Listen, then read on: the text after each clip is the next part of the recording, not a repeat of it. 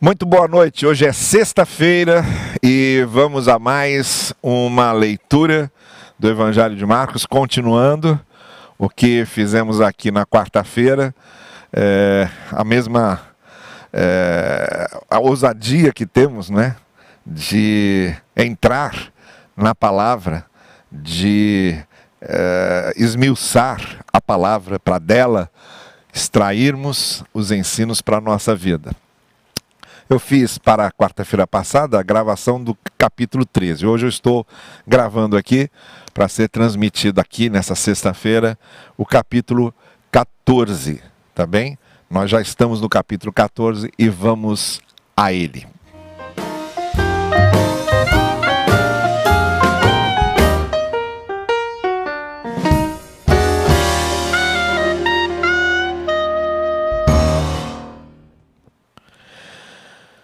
Eu quero ler hoje, capítulo 14, continuando aqui a nossa leitura de Marcos, nos versos 1 a 11. E eu separei aqui esse texto para dar uma certa exclusividade a ele, porque esse texto de Jesus ungido em Betânia, por essa mulher que o unge ali, é um texto bastante significativo, muito significativo para tudo que vai acontecer depois. Nós já estamos aqui às portas da paixão, tanto que o episódio seguinte, que vem logo depois desse, é a ceia que Jesus celebra com seus discípulos. A gente pode considerar esse trecho de Marcos, no capítulo 14 até o verso 11, como uma espécie de antecipação da ceia, antecipação do sacrifício, antecipação da crucificação de Cristo, tudo simbolizado no que vai acontecer aqui agora, na unção que essa mulher fará dos pés de Jesus Cristo e da maneira como ela vai honrar, derramando perfume sobre a sua cabeça. Então vamos lá, vamos observar isso com detalhes, então. Capítulo 14, a partir do verso 1. Faltavam apenas 2 dias para a Páscoa e para a festa dos pães sem fermento. Vocês sabem que Páscoa é uma palavra que significa passagem, porque a festa celebrava justamente a passagem da escravidão do Egito para a libertação. Não é? Quando o povo hebreu se tornaria uma nação livre e soberana. E essa passagem da escravidão para a liberdade acabou sendo o símbolo da própria passagem, da própria Páscoa que o Senhor Jesus faria nas nossas vidas, nos libertando do cativeiro, nos redimindo, nos trazendo a libertação, que é o grande tema do Evangelho de Marcos, essa redenção, esse resgate, esse livramento, essa libertação que o Evangelho traz às nossas vidas. Então, quando Jesus vai celebrar a Páscoa com seus discípulos, ele está usando o próprio episódio da Páscoa e da libertação dos hebreus como um sinal antecipado da grande libertação e da grande redenção que traria para os seus fiéis, para os seus seguidores, para aqueles que a graça alcançou. Agora, então, estava lá, nos dias anteriores à Páscoa, 2 dias antes, e os chefes dos sacerdotes, diz Marcos, e os mestres da lei, estavam procurando um meio de flagrar Jesus em algum erro e matá-lo. Agora já há uma disposição declarada para isso, já houve vários embates de Jesus contra os mestres da lei, contra os fariseus, e eles estão agora dispostos mesmo a tirar a sua vida, a matá-lo, a dar fim àquilo lá. Mas diziam, não vamos fazer durante a festa, para que não haja tumulto entre o povo. Eles viam que uma grande multidão ficava seguindo a Cristo, né? As grandes multidões estão presentes nesses eventos de Marcos desde o início. Desde lá, no iniciozinho do ministério de Jesus na Galileia, ele já está cercado pelas grandes multidões. E aí a gente chega nesse ponto em que eles estão evitando fazer isso na Páscoa, para não haver revolta do povo, mas a gente vai ver que vai acontecer exatamente nesse período da Páscoa. Estando Jesus em Betânia, que era um lugar ali nas proximidades de Jerusalém, uma aldeia, onde Jesus tinha uma família amiga, muito amiga, que era a família de Maria, Marta e Lázaro. No Evangelho de João nós temos a narrativa de Jesus ressuscitando Lázaro, né? E sabemos das visitas, sempre que Jesus ia a Jerusalém, e durante o seu ministério, sabemos que ele foi pelo menos 3 vezes, né? Os 3 anos seguidos do seu ministério. Sempre que ele ia a Jerusalém, ele visitava essa família querida desses 3 irmãos. E tinha um laço de muito afeto com eles. Era lá em Betânia. Mas o Evangelho de Marcos não deixa claro que essa mulher seja a Maria de Betânia. Há algumas outras pistas na narrativa de João e na narrativa de Mateus sobre isso, mas Marcos não entra nessa questão. Ele apenas apresenta como certa mulher, sem nomeá-la, sem dizer o seu nome, mas que aqui alcança um protagonismo impressionante nessa cena. Então Jesus estava reclinado à mesa da casa de um homem conhecido como Simão o leproso, que era um dos líderes dos fariseus. Pela informação anterior de que eles estavam querendo flagrar Jesus em algum erro, nós não sabemos se esse fariseu, chamado Simão, que era chamado de leproso, provavelmente por possuir essa doença, não é? Ele estava fazendo isso de bom grado, sinceramente, para realmente ouvir Jesus, conversar com ele, esclarecer algumas coisas, ou se fazia parte aí dessa grande armação para flagrar Jesus em alguma palavra, forçar Jesus a alguma declaração que o desmerecesse. Mas o fato é que estava ali Jesus convidado para participar com eles e reclinado à mesa. Vamos lembrar que as mesas não eram essas mesas altas com essas cadeiras em que nós colocamos nossas pernas debaixo da mesa e nos sentamos à mesa. Ali era reclinado à mesa mesmo, porque as mesas eram baixas, na altura da nossa coxa para baixo, mais ou menos, do nosso joelho para baixo, e as refeições eram partidas ali, e as pessoas se reclinavam amparando-se com o cotovelo ali, com um braço ficavam recostados e com a mão comiam. Por isso, muitas vezes eram chamadas de reclinação à mesa, estavam reclinados à mesa. Essa era a postura à mesa naquele tempo. Então, tanto os pés ficavam ali de um lado e a cabeça com os braços do outro, não é? E ali estava Jesus reclinado à mesa, com outros homens à mesa, não havia mulheres, obviamente. Ali estavam, com certeza, conversando sobre as Escrituras, conversando sobre os ensinos de Jesus. Simão, esse fariseu, fazendo as perguntas que queria fazer, e ali alguns outros participando. Era uma conversa, provavelmente, vamos chamar assim, seria uma conversa teológica, né? E é claro que não havia mulheres participando ali no momento. Sabemos o lugar que as mulheres ocupavam naquele tempo, naquele patriarcado mais acirrado do judaísmo.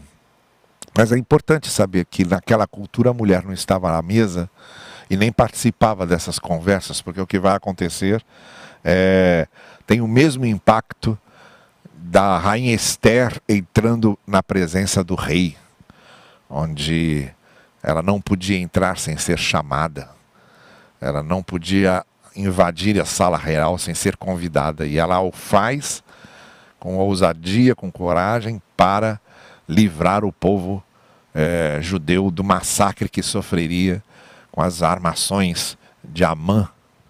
E aqui tem o mesmo impacto, é uma sala de homens, uma mesa de homens, conversando sobre as Escrituras, conversando sobre os ensinos sagrados. E aí entra certa mulher, sem nome, apenas sabe-se que é uma mulher e o lugar que ela ocupava naquela sociedade. E ela traz consigo, diz o texto, um frasco de alabastro contendo um perfume muito caro, feito de nardo puro. O nardo era um dos perfumes mais caros da época, de grande valor.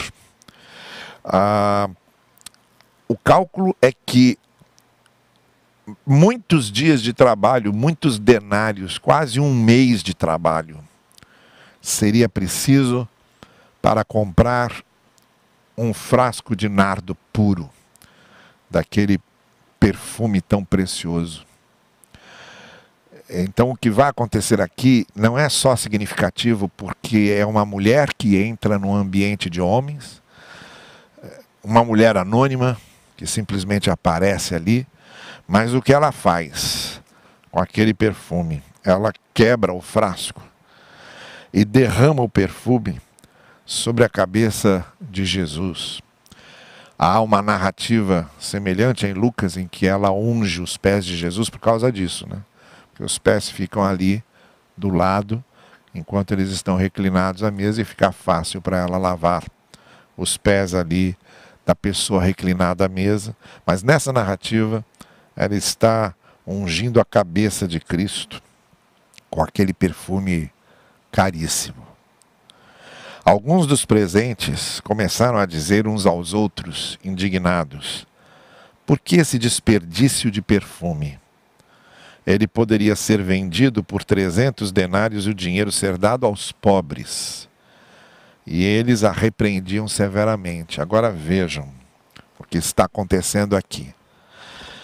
Jesus cercado de líderes religiosos, que estão ali apenas para testá-lo, portanto não reconhecem a sua missão, não reconhecem quem ele era, não reconhecem o que representava a vinda dele ao mundo, não reconhecem a redenção que ele estava trazendo, não reconhecem o Filho de Deus ali entre eles, pois é disso que se trata.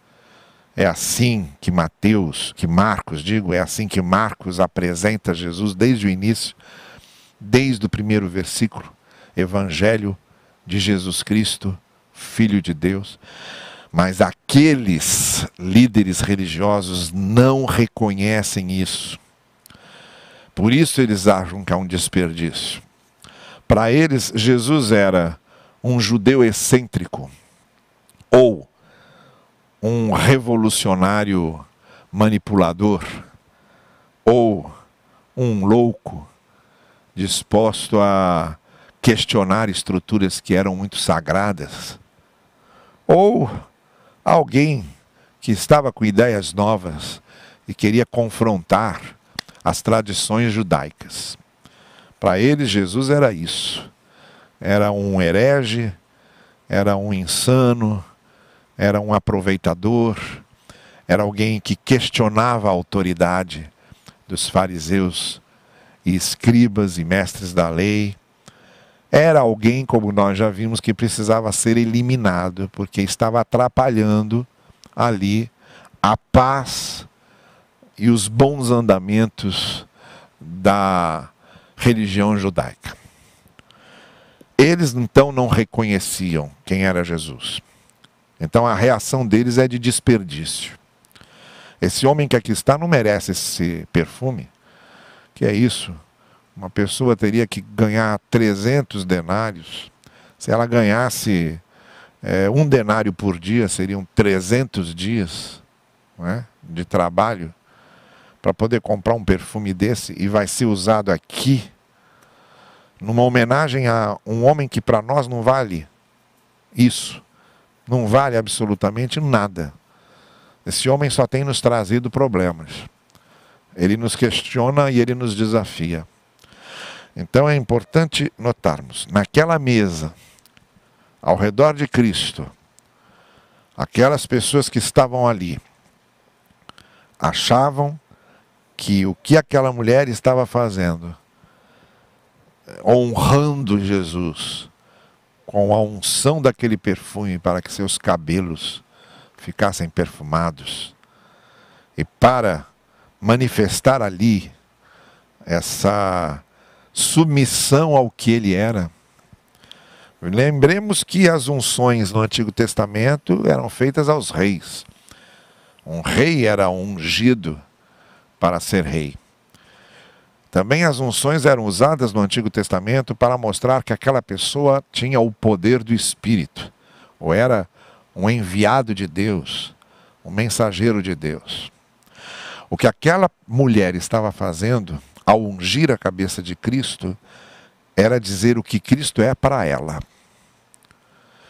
E o que aqueles homens fizeram ao reagir, dizendo isso é um desperdício, era o que Cristo era para eles.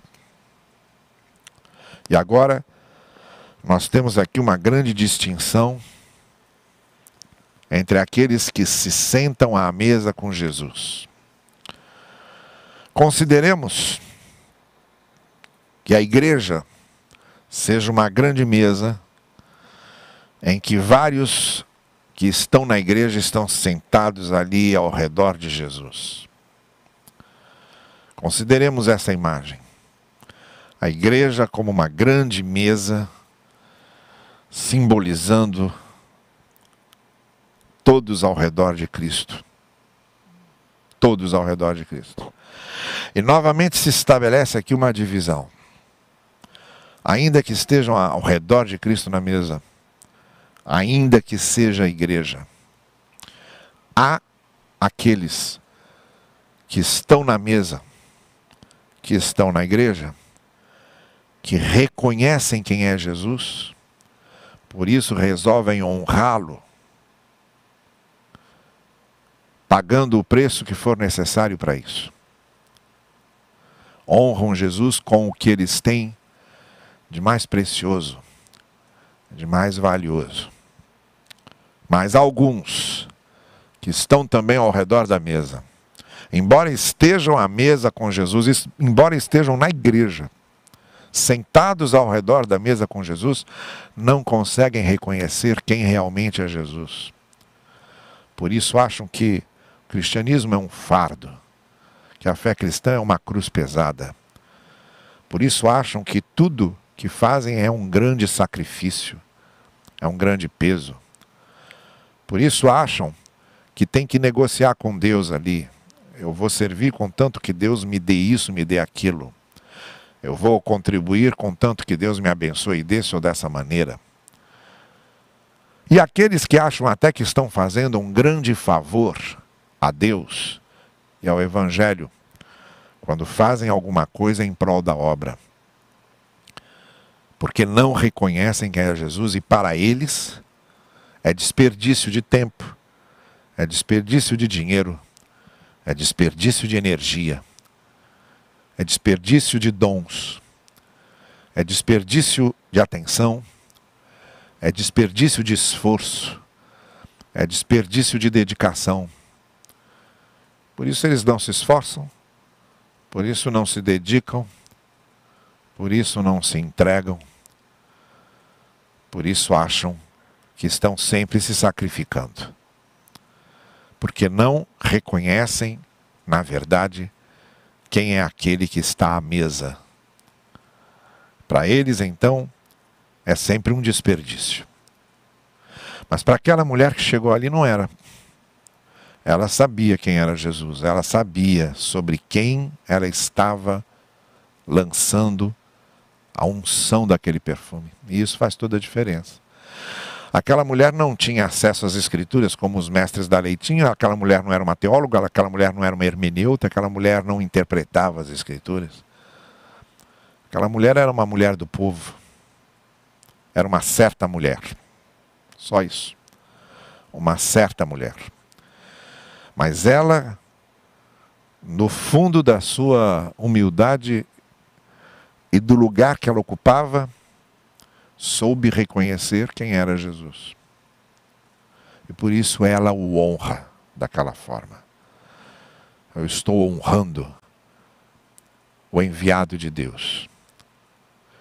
Mais ou menos no mesmo estilo que lemos de como Bartimeu, o cego, reage a Jesus, chamando-o de filho de Davi. Eu o reconheço como aquele que é o Messias prometido, o filho de Davi, o descendente de Davi anunciado, assim como Bartimeu chamou a atenção de Cristo porque mostrou saber quem era Jesus, essa mulher chama a atenção de Jesus aqui porque ela mostra saber quem era ele. Ela o estava ungindo com um nardo puro de 300 denários, com um perfume muito caro, porque ela estava honrando Jesus. Aquela mesa estava dividida entre os que estavam com Jesus, sentados à mesa com ele, mas sem saber exatamente o que ele significava e tudo o que ele era. Por isso, para eles, tudo era um desperdício. E àquela mesa estava essa mulher, que sabia quem era Jesus e sabia porque ela o honrava com nardo puro. Mas Jesus ainda dá uma outra interpretação para aquilo que está acontecendo. Ele vai chamar aquilo de uma antecipação do seu sacrifício. E no verso 6, então, ele diz: deixem-na em paz, porque a estão perturbando. Ela praticou uma boa ação para comigo, mas esta boa ação tem um sentido. Os pobres, vocês terão sempre com vocês. A injustiça social sempre há. Exploração de mais fracos sempre haverá. Acumulação para poucos, enquanto muitos ficam na miséria, isso sempre vai haver, porque faz parte dessa estrutura injusta humana que valoriza o material em vez do humano. Jesus sabia disso. Então Jesus sabia, olha, vocês terão sempre os pobres a quem ajudar, a quem servir, a quem socorrer. Mas o que essa mulher está fazendo aqui não é um serviço a um pobre, não é uma assistência a um pobre, ela está fazendo algo que significa muito mais do que isso. Ela não está me ungindo para dizer que tem compaixão de mim, por eu ser um pregador itinerante e não ter nada. Ela fez o que pode, derramou o perfume em meu corpo, antecipadamente, preparando para o sepultamento. Vejam que Jesus transforma aquela ação da mulher ungindo o seu corpo na unção que não seria feita. Porque nós sabemos que quando as mulheres, no domingo de madrugada, chegam para ungir Jesus, a unção não vai ser feita porque Jesus já terá ressuscitado. Aquela unção estava sendo antecipada agora. Sinal de que ele estava perto, muito próximo de morrer e ser sepultado. Então Jesus transforma o ato daquela mulher na unção dele como um sinal claro da sua morte e da sua ressurreição em pouco tempo. O que aquela mulher estava fazendo era simplesmente mostrar a todo mundo a essência, o centro, o ápice, a culminância da missão de Jesus. Tudo o que ele fizera nos 3 anos anteriores, preparando os seus discípulos e proclamando o Evangelho, era só uma preparação para o que agora ia acontecer. Dar a sua vida por nós e ressuscitar. Aquela mulher estava ungindo, antecipando o seu sepultamento, porque não haveria unção no sepultamento, uma vez que ele ressuscitaria. E aquela mulher anunciava: olha, ele vai morrer. Tudo isso significava aquele ato daquela certa mulher. Sabia quem ele era e sabia qual era a sua missão. E aí Jesus acrescenta: eu asseguro que onde quer que o Evangelho for anunciado em todo o mundo, também o que ela fez será contado em sua memória. E aqui, mais uma vez, essa previsão de Cristo acontece. Mais uma vez, agora, aqui, nesta sexta-feira do ano de 2021, no século 21, no longínquo país da Judéia, que é o continente americano, em solo brasileiro, na cidade do Rio de Janeiro, na Igreja Batista de Barão da Taquara, mais uma vez, 2000 anos depois, ainda estamos fazendo referência ao que aquela mulher fez naquele dia, ungindo Jesus Cristo. Então Judas Iscariotes, um dos 12, dirigiu-se aos chefes dos sacerdotes a fim de lhes entregar Jesus. A proposta muito os alegrou e lhe prometeram dinheiro. Assim ele procurava uma oportunidade para entregá-lo. Foi o que dissemos. Aquela mesa estava dividida entre aquela mulher que reconhecia quem era Jesus e ungia aquele que era o Filho de Deus, que vinha cumprir a missão de resgatar o ser humano, e aqueles que não reconheciam, como Judas, que passou com ele os últimos 3 anos e não conseguia entender quem era Jesus e o que ele vinha fazer. Por isso, agora, fechando esse trecho, Marcos narra o momento em que Judas entrega Jesus, combina com os chefes religiosos uma maneira de entregá-lo para que ele fosse preso, que era tudo o que eles estavam aguardando, uma oportunidade de fazer isso.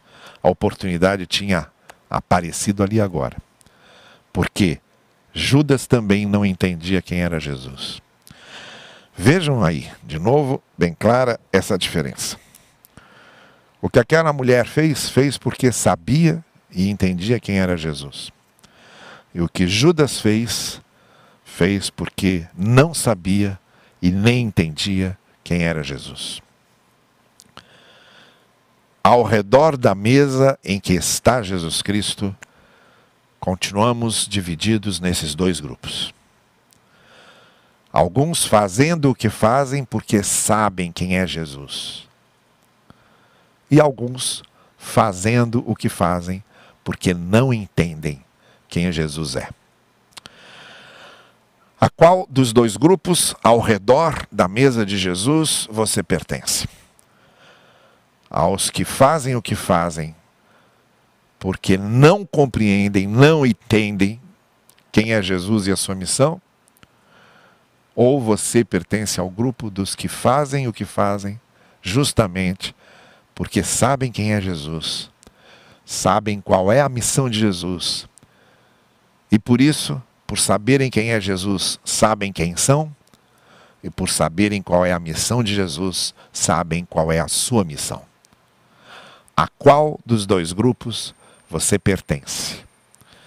Fique pensando nisso e convido você a acompanhar as nossas transmissões agora no próximo domingo, a partir de 9 da manhã e depois a partir de 19 horas. Estamos no mês do lar, programações especiais para a família, e quero me encontrar com você nessas transmissões. Na próxima semana continuamos, na quarta e na sexta-feira, a leitura do Evangelho de Marcos. Vamos orar. Pai querido, queremos muito entender cada vez mais quem Tu és, saber cada vez mais quem é Jesus, porque sabendo quem é Ele, descobrimos quem somos.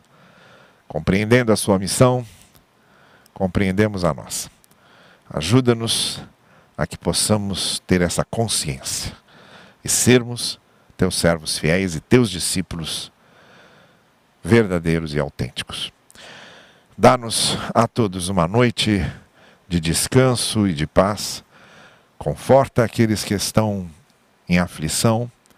Consola aqueles que tiveram perdas e estão entristecidos. Ajuda na recuperação daqueles que estão em tratamento e enfermos.